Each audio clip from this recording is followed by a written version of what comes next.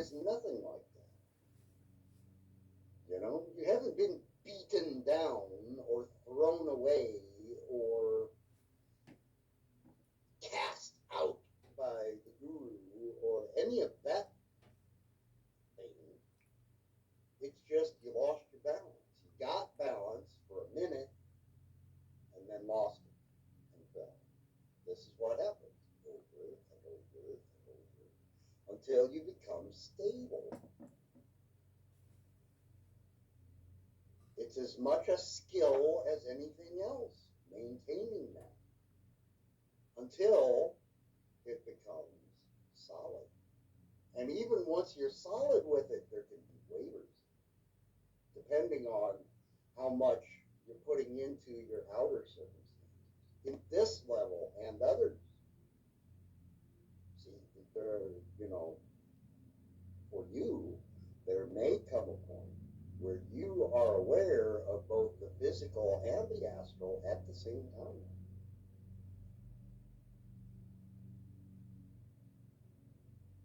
You can have the visual input of both at the same time, or hear stuff that's going on in far places. See, now in that context, far places can mean the astral level. You're hearing what people would consider ghosts or spirits or bothersome entities. You know, I mean, these are all siddhis. These are perfections. What a joke that word is. Junk. It is called. Yes, yes. They are the opportunity for more fun. But then once you get used to it, and then it's just like, just part of the new normal. That's all. No different than storms. Okay, if a storm's coming, you do what's necessary to prepare for the storm. You wait it out. Don't expose yourself to danger or unpleasantness. And then it passes. It's gone. Well, it's certainly going to come. You know, that's one thing to be foolish. And then stand out and get beaten up. Well, now that's just stupid. So don't do that. But, I mean, you can. It's an option. It's much the same with these powers.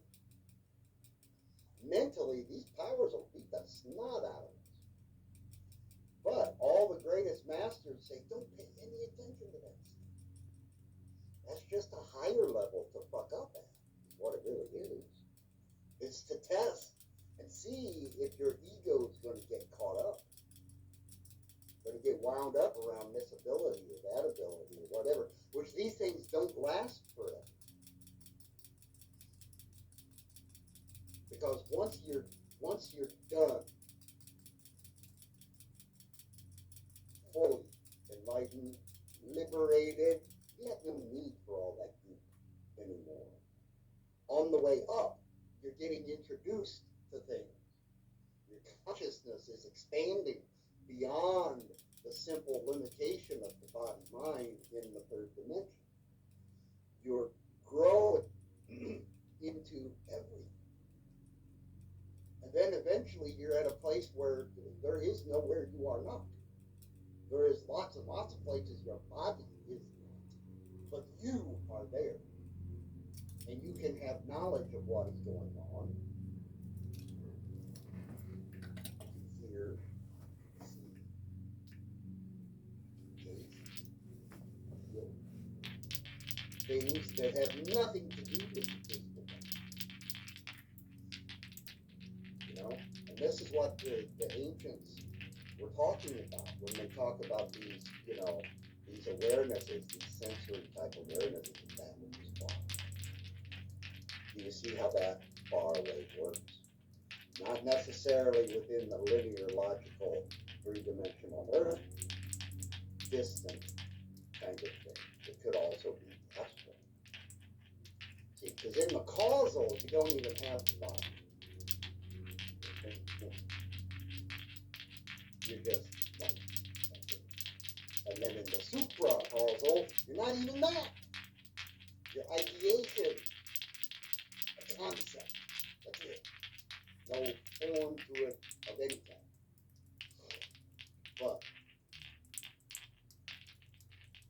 having these awarenesses is part and parcel of the gift. And they come, and it's not they come, really. It's your awareness expands to the point where they become included in it. Then, once they're included, you got to deal with it. And some of them are interesting for a time. And some of them are pretty freaky. And some of them are just,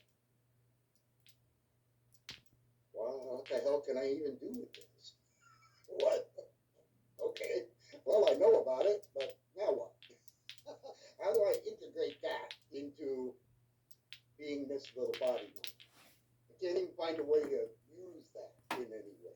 I can be aware of it, but now what? I don't even know how to talk about it.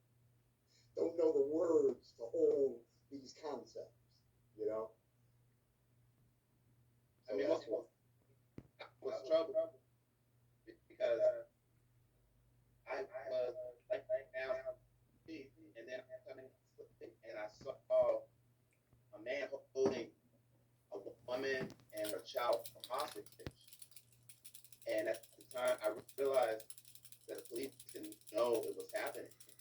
So when I woke up, when I got out of bed, I saw him, I saw the place, and everything like that, and I didn't know what to do because I was like, should I call the police? And if you did, what would you say to them? That's what I didn't know. I was like, what do I do? Like you said, what do you do with something like that? Because, and then I was driving to go to Walgreens, and then it was on the radio, and it was happening miles and miles away in another city. They had finally found her that the man was holding this woman hostage and everything like that. I was like, I was happy that they, that they found it, but I just didn't know. I was like, hey, what do you do with something like that? You don't. See, that's the thing. Right over there at such and such a place.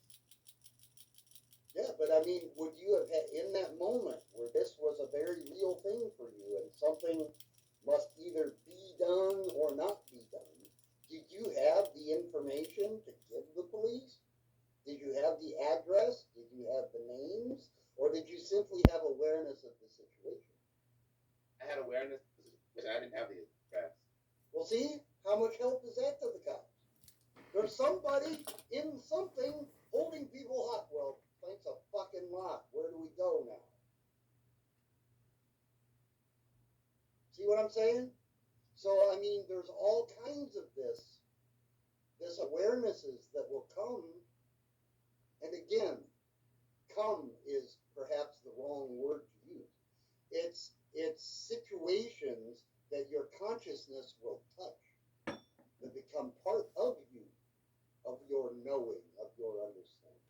People who are not in this level have no clue how it works. They want to do it because they think these things will drastically improve their life situation. No, it doesn't. If anything, it's a pain in the ass. You get loaded up with all kinds of stuff. You can't do anything with it. You can't fix it. You can't improve anyone's situation in it. You can't make it any better. You can't make it any worse. You just become aware of it. Its mere existence now becomes part of your paradigm. But it's not becoming part of your paradigm so that you do something. You got to drop that whole concept. You'll become aware of a great many things. And exactly zero of them require you to do anything. If you become aware of something in the intuitive, psychic, if we can use that word without it being too weighted down, way,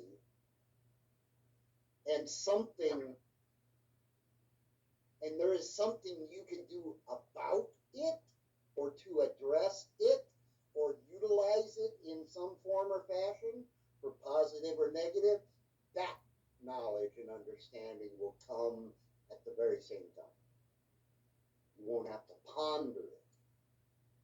will be, this is going on, this is what is done, this is how it is resolved. All one shot. Boom. Right there in consciousness, plain view, however we take that on. You'll know what's going on, what can be done, how it's resolved. Boom. Doesn't require sitting going, what should I do about this? If you're having to do that, leave it alone. You're just aware of it. You're going to become aware of a whole bunch of stuff. You can't do anything about any of it. See, from the God perspective, from the creator of all that is aware of everything, down to the most minute detail, and isn't the least bit involved in it. Watching it all play out with great interest. Ooh, how's this going to go? Ooh. Just knows all the parts and pieces and bits and bobs and mountains and seas and planets and universes all come home at the end of it. Everybody's fine. It was a game. Don't get too worked up. You know? But out here in it, as the individuated units of consciousness who have forgotten what we are, oh, it's so dangerous. And it's so challenging. And it's so painful. And it's so boring. And it's so joyful sometimes. You know, all of those things. Well, we're living in the blender of emotions. And until we hit that center point, you ever looked in a blender while it's going? In the center, there ain't nothing happening. Right. All the stuff's spinning around it, but ain't a whole lot going on there. That's the place to be. Right there. Right there. Right there. Right there on that spot. Get right there and stay there. Let all the rest of that be the rest of that. Don't bother it. Because you reach out into it, it's going to sweep you away. You know? And that's how all of this stuff is. From the great big things to the little bitty things. You know? That's a great analogy. The Lord, the Creator, has no personal investment in anything that does or does not happen to you. That's a complete fallacy.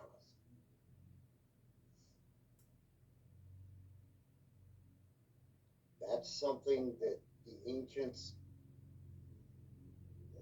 a lot of them in the Roman Catholic situation that got set up to be a control system, started utilizing in order to create this concept of the big bearded sky daddy that's going to throw you in a fiery pit of flame forever if you jerk off. What a silly joke that is. That doesn't exist. There is nothing like that in this whole realm of existence. Nothing. There's a very powerful idea that people spread around and then build on. And, you know, it's just an idea. It's not real in any form. It does not exist. The idea exists, and many people get into that idea and then build more crap around that idea. It becomes a great manipulation. You might have seen the Satsang where I was talking about, you know, hats off to the Roman Catholics for instituting within their religious structure the world's very first intelligence gathering operation. Yeah. Had you ever thought of it in that way before? Well, I knew about it because I did a study of it in the class I was doing. I did an independent, and I heard a lot about the Catholicism in the early church and how they manipulated and took everything from quote unquote the old world paganism and utilized it for their own gain.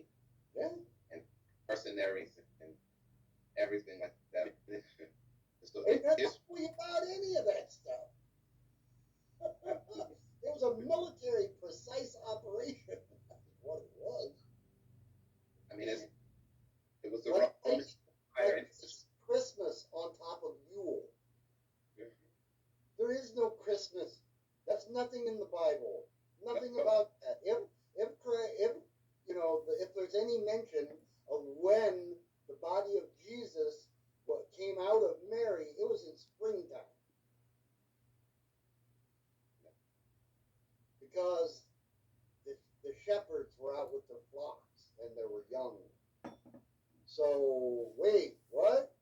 Middle of winter? What? No, that's when the pagan holiday of Yule was going on. That was midwinter.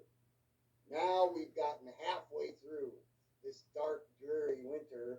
Let us throw a celebration because we're going into the last half, coming towards spring. You know, that was Yule. That was what that was about. Burning the Yule log. But the Roman Catholics just decided, whoop, let's put this Christmas right here on this day.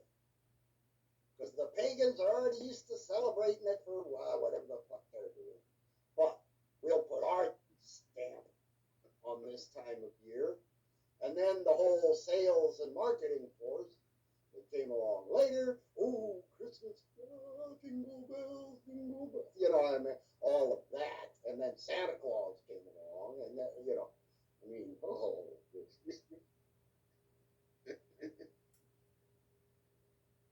that's what I feel so it's a bit chuckling to see, you know, all the churches with their he is the reason for the season. No, the season will occur and come and go all by itself. Anything to do with it.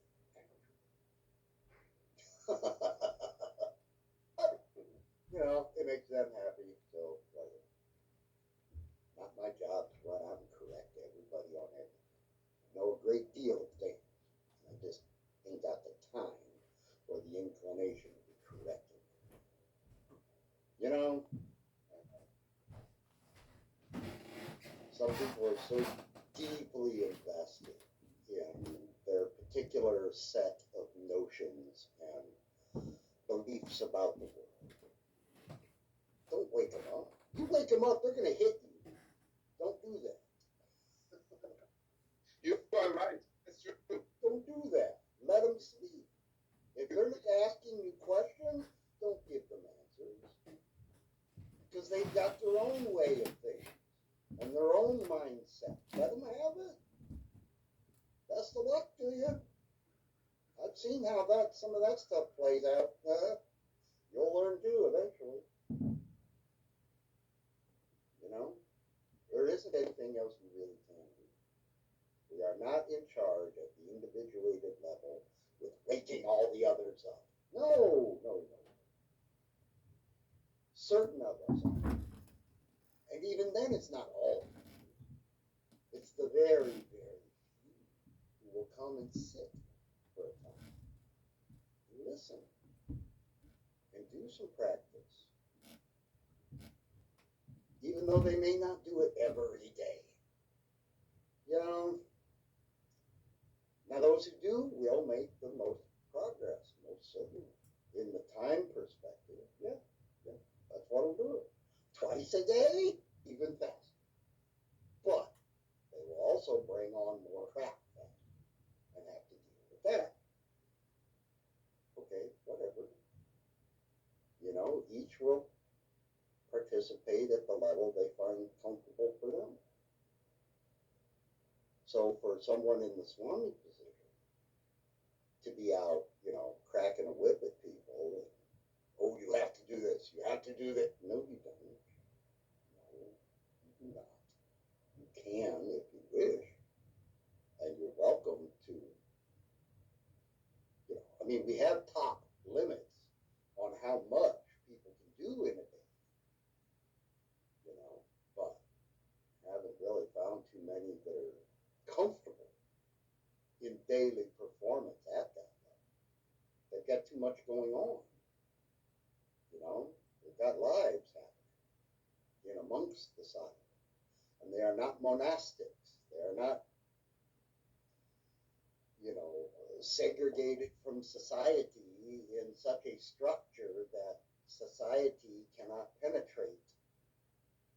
And there is a staff surrounding them to attend to all their physical needs.